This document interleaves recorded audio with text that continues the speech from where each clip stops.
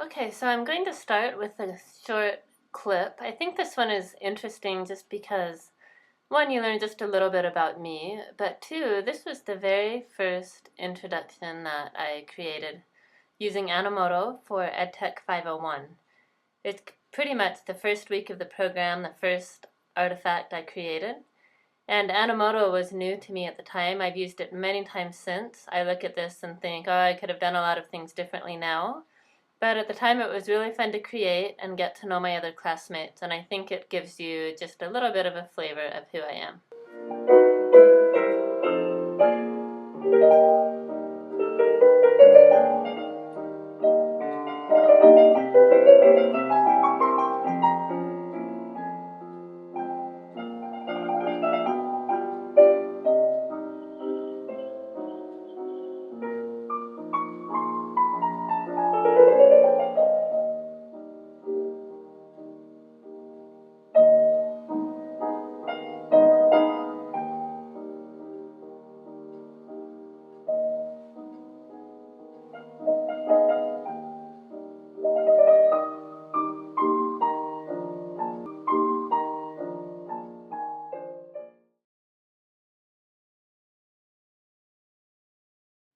This is my ePortfolio site, and it's designed as we've been instructed. Under the artifacts, I have listed I've listed all of the standards, and within each substandard, I've listed a couple of artifacts that I've done that I feel meet that standard best. This has been a really challenging activity because there have been so many things that I've created and done, and trying to actually sort those into some sort of a meaningful fashion and what they've really helped me accomplish to meet these AECT standards, it's been a really good learning exercise. So for this video, I wanted to highlight one artifact within each standard and try to explain a little bit about what it's meant to me in my journey and explain a little bit about it. So the first artifact I want to look at is found listed under here under the 1.2 message design. It's my integrating technology website. Now this website was created for EdTech 541, integrating technology in the classroom. I had to create the entire website and all of the projects within it. This was my first extensive use of Weebly. I've since used Weebly many times. I've created many sites on here. I love how easy it is. It's a drag and drop interface. It's very simple. I've helped train teachers on using Weebly, and we've since rolled out Weebly to all of our elementary school teachers for them to create their own class websites. And so I really do like Weebly because it helps someone who does not have web design experience at all to be able to create a very nice looking web page. So let's take a look at this website. First of all, I had to create a vision statement of what I feel technology is and can do for students, and how to support technology integration in the classroom. This course was the first time that I looked at very deliberate strategies for integrating technology in the classroom. It was a fascinating course. I absolutely adored the textbook. I still refer to it often. And I learned so very much in here about creating specific technology plans to meet specific needs. But here is where the heart of this website that I created is. So this was the first time that I had actually created relative advantage charts as well, where I had to specifically look at strategies, what the learning problem is, what technology could help, what the relative advantage of using that technology is, and some of the expected outcomes. This type of a format was new to me. I've since used it many times, and I found it a very helpful framework. So the projects we had to create were numerous and extremely time-consuming and intensive, but I've come out of it with some really powerful projects.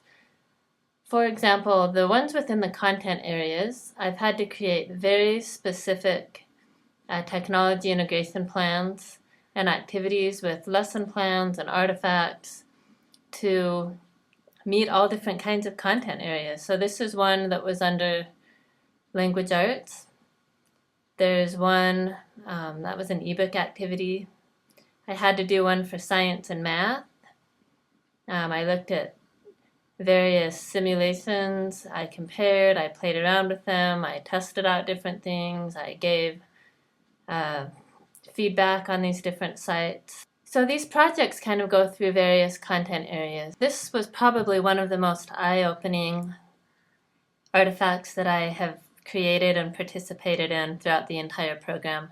This is found under my projects content areas down to assistive and adaptive technology. We were required to look at students with all sorts of various learning needs and styles and look and see what technology might be able to really help them. So I created this page on my website that goes into various things. It has different iPad apps that could help students with different needs, some video highlights, some software, some websites, and I look at students with cognitive difficulties, physical difficulties, sensory difficulties, and I provide a lot of the resources, the apps, software, websites, programs that these types of students can really tap into to help them. Part of it is at-risk students and also gifted and talented students.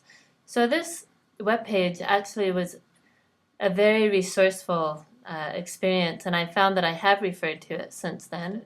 So this website in and of itself contains a lot of information, and it was not only a really intensive learning experience for me to be very intentional in my technology integration planning, but it also helped me to create something that I could then explain and share with other educators.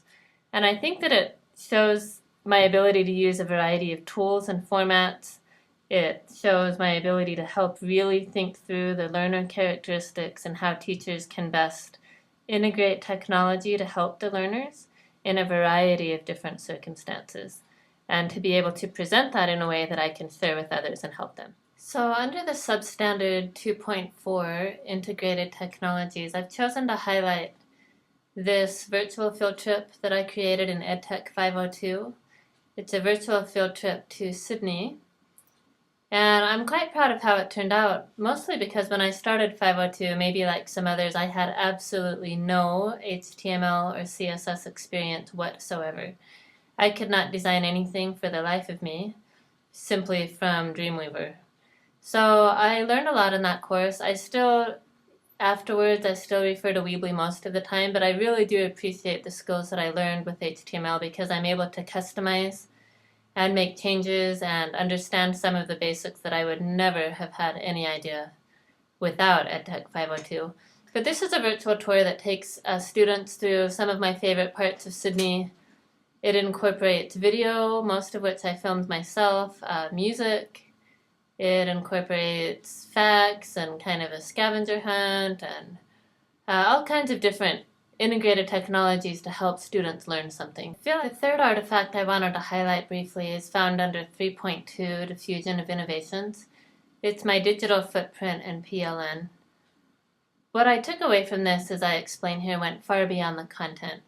The content, I created 10 strategies for leaving a positive digital footprint and for growing my personal learning network. It's a slideshow presentation that contains a lot of helpful links and resources, tools, and research. It meets 3.2 because it diffuses specific strategies for user implementation and adoption.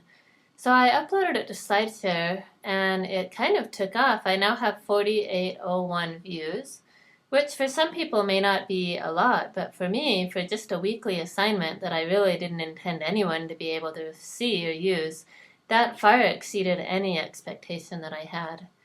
And so it takes the user through different ways of thinking about their own personal learning network and where to begin. I've tried to make it very easy to think about kind of who we want to be online and how we want to grow ourselves. And I used it to apply for a regional conference to present there. I also presented it to various teachers in my school for a professional development afternoon. So for this artifact under 4.1, Project Management, I've chosen to highlight Project Me. This is a website that I created during EdTech 542, project-based learning.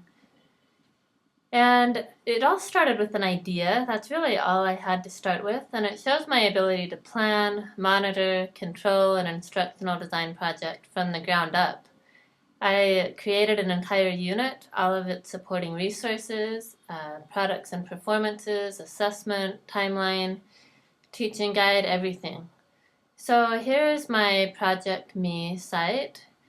For example, this is the teaching and learning guide that takes the instructor through the major products and presentations, the skills and knowledge needed by students, and what scaffolding needs to be provided. I have a lot of instructor resources on here, all of the files that go along with it, some external websites.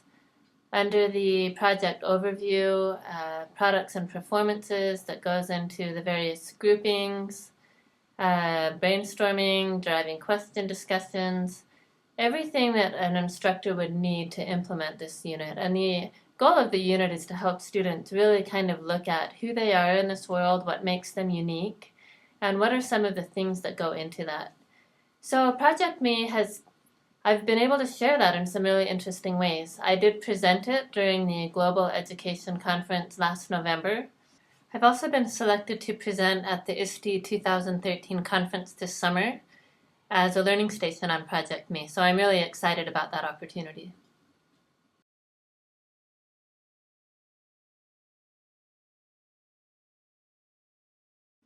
So I'm going to end with just a few glimpses of what I've been able to accomplish in the program.